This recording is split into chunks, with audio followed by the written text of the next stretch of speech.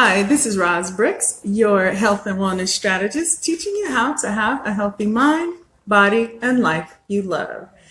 So we talked a couple of weeks ago about inflammation, mucus, what it does to the body. Hey, Miss Shania, you need to come and see me, lady. Thanks for tuning in. So we talked about mucus and inflammation in the body. And so there are certain foods that are going to cause mucus and inflammation in the body. It doesn't just show up when you have a cold. When you have a cold, we're used to getting mucus and inflammation, and we know that it's going to come because we have a cold. Hi, Ryan. Thanks for tuning in. Hey, Cedric. We know that you're going to get that when you have a cold. But guess what? Even when you don't have a cold, you still get the same mucus because you're eating the same foods. Okay, well, listen in. Get your notepad, Miss Ryan. Hi, Danny. Thanks for tuning in. So this is the thing. When we catch a cold and we have mucus and all that in the body, what do? We stop eating dairy. We don't drink milk. We don't do any of that. Well, why don't we? Because we know that it causes mucus. When you don't have a cold, the foods are still doing the same thing. And so it's kind of that if you keep doing the same thing, you're going to keep getting the same results. So I want to give you this list. You're going to write the list down. You're going to put it on the fridge. I'm going to give you a trick to minimize what's on the list. So the first thing that causes inflammation is sugar. And you already knew that. So we're talking about white sugar. We're talking about pastries and donuts and cupcakes and all of that. Anything with sugar causes mucus and inflammation in the body. It's really, really inflammatory. So you put that on the list. Okay? Sugar. That's also going to be high fructose corn syrup, anything associated with sugar. We don't even need the list at all. Hey, Sydney. Hey, Willie. We don't even need the list at all. Sugar is number one. Number two, common cooking oils. So that's going to be sunflower oil, corn oil, vegetable oil. All of those promote inflammation. They are cheap oils when you're frying in it and sauteing in it and cooking with it, all of that. It causes inflammation. Bad oils cause inflammation in the body. Number three, trans fats. So you would look, Sydney, nobody's as cute as you though. Hey. You're going to look on the back of packages. Generally, trans fat is going to be in those things that are processed, fried foods, fast foods, commercially baked foods. They promote obesity. They promote inflammation. They promote all of that. So trans fat. Hey, LaShonda. Thanks for tuning in. Number four is dairy. You know, I just want to teach a month on dairy, but I'm just going to give you a snippet. You have to remove dairy because dairy is highly, highly, highly inflammatory. So you have to remove dairy as well. Hey, Ronald, thanks for tuning in. So let's go down the list really quick. Hi, Shantae. Thanks for tuning in. Hey, Donald. We have sugar, number one, common cooking oils, number two, number three is trans fat. Number four is dairy. Dairy is extremely hard on the body. It's extremely hard to get rid of. It causes mounds of mucus that your body just cannot get rid of. And I'll teach a lot more about dairy in another video. Number five is meat. I know you hate to hear that. I know, it sucks. But meat is very inflammatory. All of the things that they're feeding the animals like soy and grain and corn, that's inflammatory when we're buying it from the grocery store. So it's inflammatory as well because I know, Sydney. Sydney, you're cool with going meatless a few days a week though, because you've done it a million times. You're good, girl. So if the animals are eating it and then we are eating the animals, well, we get the same thing. So meats are highly inflammatory. That is number 5.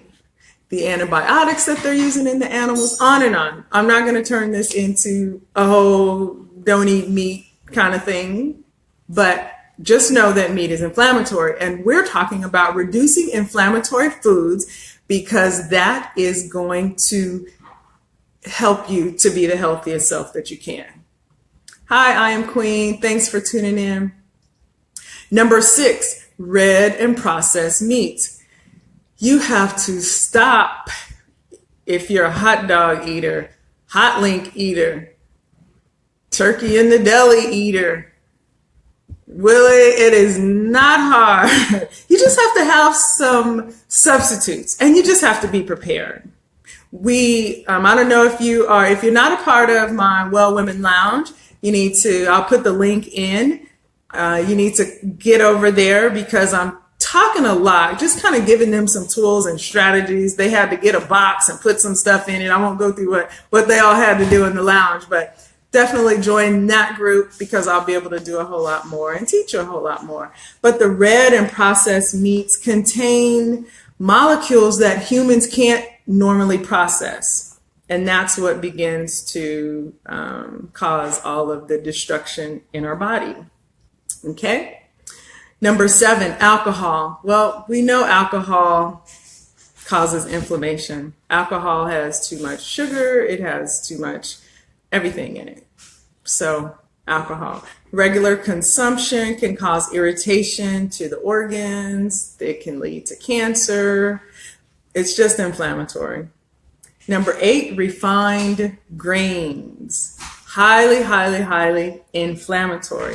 Refined grains have no fiber in it, so it raises the glycemic index, so it also spikes your sugar. So we're talking about white rice, white flour. Mom, can you turn the peas off? White flour, white bread, pasta. Hi, Wayne. Thanks for tuning in. Pasta, pastries, highly inflammatory in the body. Wheat and gluten and grains is very difficult for the body to break down. So you want to minimize those. Hey, Lori. Hey, Rita. Hey, Philip. Thanks for tuning in. Number 9, artificial food additives. So destructive to the body, not to mention there is so much research that they cause cancer. They have caused cancer in every single rat that they have tested them on.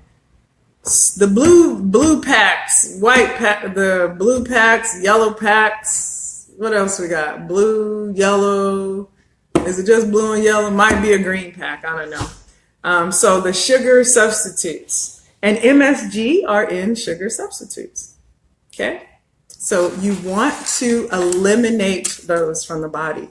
So this is the thing. When you're eating inflammatory foods, the list that I'm giving you right now, because you don't feel, if you were to faint every time you ate it, then you'd quickly stop eating it. But because you don't have any right now effects, it's so easy to eat it over and over and over. Hi, Angie. Hi, Victor. Thanks for tuning in. It's so easy to do that. But understand that the long-term effect, although you can't, the short-term effects, although you can't feel it as soon as you swallow it, know that the inflammation, the puffiness that we feel, the weight that we can't shed, that's around our waist, all of these things that are happening in your body, the fatigue that you feel, the fibroids that 8 out of 10 women now have. Inflammation causes all of these things. It begins to enable all those things to take root. So I'm going to go over the list one more time for those that just popped in. And if you have a pencil and a paper and you were writing them, let me go over them. And then I'm going to give you a surefire strategy to begin to reduce them. Number 1 is sugar. Number 2 is cooking oils. So that's the safflower, sunflower, corn, vegetable. Number 3 is trans fat. That partially hydrogenated oil, vegetable oil, margarine. Number 4 is dairy. Number 5 is meat. Number 6 is red and processed meat. So the salami, the hot dog, the lunch meat, that stuff. Number 7 is alcohol. Honey is cool. Try to do raw honey. Like, I don't buy honey that's in the little plastic bear shape, but buy some raw honey. Number 7 is alcohol. Number 8 is refined grains.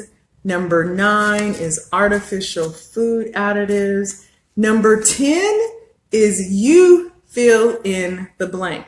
So if you eat something and you get a headache, or you're constantly tired, or you have an allergy, Ryan, number 6 was red and processed meat is what number 6 is. So that's what I was talking about, the hot dogs and the lunch meat and I don't know, like in the deli when you buy all that, tell them to give you 1 pound of this and 2 pounds of that. That's those processed meats. Hey, Rod, thanks for tuning in. So that number 10 is things that you may know. Like, I have a girlfriend who knows what, if any of you are in the lounge, in my Well Women of Color Wellness Lounge, if you could post the link for me, I would love for you to do that.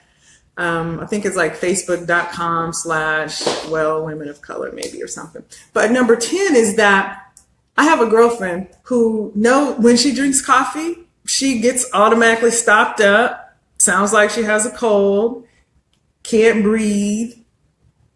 So she knows that that is a trigger for her. She knows that that's highly inflammatory for her, but she drinks it anyway. So that number 10 is you put your trigger food there. So it could be coffee, it could be bread that you might be allergic to. It could be anything. And you write that down. Now, if you put this list on your fridge, every single time that you eat one of these foods, I want you to put a tally mark next to it. Hi, Jatone. Thanks for tuning in. I want you to put a tally mark next to it. So if you have coffee with sugar, if you had some yogurt for lunch, if you had a turkey sandwich for lunch, if you had lean baked chicken breasts for dinner, whatever you have that's on the list, I want you to put a tally mark next to it. If you had a croissant, the bread on your sandwich, all of that, the oil that you cooked your food in, your meat in, I want you to put a tally mark next to it. Let me tell you, when you see enough tally marks next to this list of 10 items, you will, first of all, go, what the hell? No wonder I can't breathe. No wonder I have brain fog. No wonder I have a spare tire around my waist that I can't get rid of. No wonder. Hey, Brianne. Hey, Dan. Thanks for tuning in. It is such an eye-opener. I'm telling you, I did this. I was like, like literally. And I get puffy eyes when I eat inflammatory things, when I have too much salt. I will wake up and my eyes will look like my husband punching me in them. So I know, but when I'm putting tally marks next to this whole list, now you have this visual. You can see in the course of a week, you have 30 tally marks down there. Okay, this is why we can't get healthy. This is why we can't shed weight. Your body is not going to release weight if it has mucus and it's inflamed. It just can't. Probably, Ryan. Ryan says if a food causes pain in your belly, is that because it's an inflammatory food?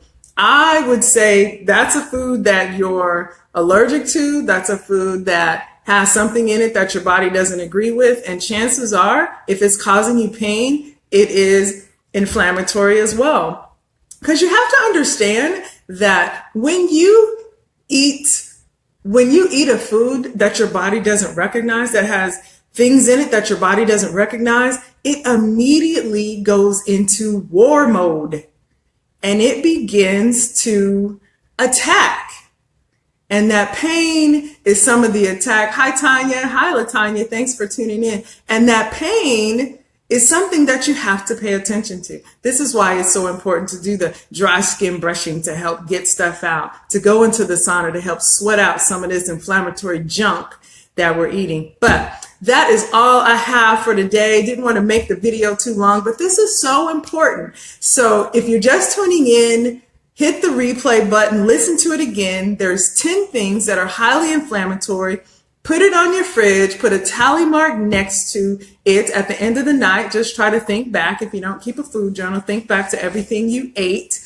Put it, so if it was a sandwich that had like 4 of these things in it, you got to put a tally mark in each. You know, if you made a sandwich that had LaShonda, yeah, that's something I love. If you haven't seen What the Health, you got to watch it on Netflix. So if you had a sandwich that had mayonnaise, a slice of cheese, bread, and some turkey, guess what? That's 4 tally marks. Put it on there. Look at it at the end of the week. That will be a really, really, really big eye opener. Once you begin to reduce those tally marks down, your health takes on a whole new level. So this is Roz Brooks. I am about to sign off. I'm heading to Nashville to my daughter's white coat ceremony at Meharry Dental School. So I'm super excited. So a lot of things going on in my life. I know your life. I know we're all busy. I did a video in the lounge today talking about the whole kind of busyness and how we need to look at that, and we really need to reframe that. So it's all these little tricks that we have to do to our brain. That's what I was explaining to them to really help. And I'm full of tricks and tips and hacks that help me to stay healthy, stay fit, stay slim. So one more thing I was going to share with you. What is it? I don't know. I don't remember. But in the lounge tomorrow, I am going to be talking about hot flashes and menopause. So many women are having an issue with that. So I'm going to give the ladies some really, really good things to do to curb those hot flashes. I am 50 years old. I've been going through menopause for about 2 years, premenopausal, and I haven't had one hot flash. Like nothing. So I want to be able to share and help the women out. So if you're not in the group, Well Women of Color, hop in that. I will post the link. And Vanessa, what you say? Thank you, Vanessa. Yes. So thank you all. This is Roz Brooks signing off, wishing you love, peace, and a whole lot of kale.